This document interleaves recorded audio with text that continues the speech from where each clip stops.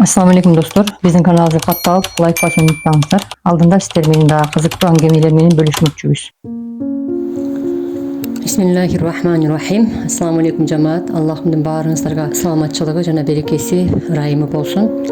Бүгүнкү сиздер менен биздин кылуучу маегибиз илим тууралуу болмокчу. Имам Азам Ханифа рахматулла алейхи жана Абу Юсуф рахматулла алейхи боюнча. Абу Юсуф ушунчалык кедей, ата-энеси аябай кедей жашашкан. Алардын семьясы да ушунчалык кедей болуп, тамак жегенге дагы мүмкүнчүлүк болгон эмес. Күнүмдүк тамагын өздөрү араң таап жешкен да. Бирок ошол убакта Имам Азам сабак берген. Ал убакта Абу Юсуф кичинекей бир 10 жашар бала болот, 9-10 жаштагы бала болот. Күндө Имам Азамдын сабагына келип алат. Анан келе берет. Имам Азам көрүп жана баланын дилгирлигинен, ушунчалык илимге суусаганынан көрөт да, айтат bundan чоң алым чыгат деп өзүнчө ошондой ойлонуп койт. Бирок ага Абу Юсуфтун атасы көнбөйт.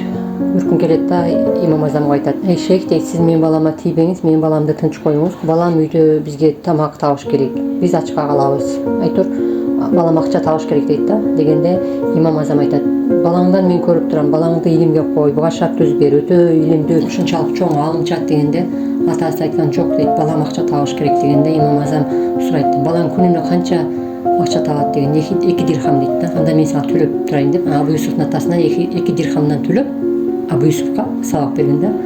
Анан ошентип жанагы айтат да атасына: "Сен дейт, балаңа ушундай шарт түзүп бер" дейт. "Балаң падышахтар менен файлазу, ошол маалда файлазу деген тамак болгон экен. Падышахтар менен ушундай тамак жесин" дегенде Абу Юсуфтун атасы көнбөйт. "Жок" дейт, "Бул акча табат" дейт.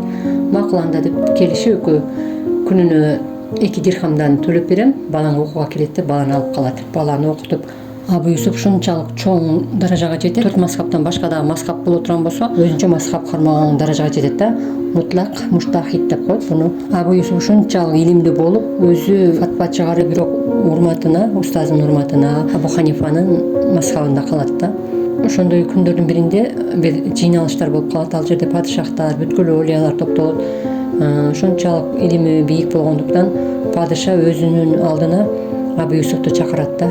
Чакырып келип падышахтар жеген тамактан алдына коет. Алдына койгондо Абу Юсуф ушунчалык жылмаят. Жылмай отурса, жанагы таң калган падышах айтат да: "Мен сизди урматтап дейт, өзүм жеген тамакты сиздин алдыңызга койсом, сиз бизди мыскылдайсызбы" дегендей акыбалда болгондо Абу Юсуф рахматулла алейхи: "Жок" дейт, "Мен устазымдын айткан сөзү эсиме түшүп күлүп жатам" дейт. "Эгер сиз уруксат берсеңиз, мен ошол тамакты алып кетсем, атама берсем" дейт да. Дегенде падышах макул болот да. Көрдүңүздөрбү? Эгер балага шарт түзүп берсек, бала илимде иншалла Аллахтын бийик даражаларына жетет да. Себеп дегенде бул илим жолу өтө биз үчүн баа жеткис жолдор да. Эгерде кайсы бир үй бүлөдөн каарылар чыкса, ошол каарынын шафааты жет атасына чейин болот деп атпайбы? Эми оолиялар чыксачы, аалымдар чыксачы. Эгер биз да балдарыбызды ошентип илимге бере турган болсок, биздин балдарыбыз да пайгамбарлардын мураскору болуп калат да иншалла. Аалымдар бул пайгамбарыбыздын мураскорлору болот да.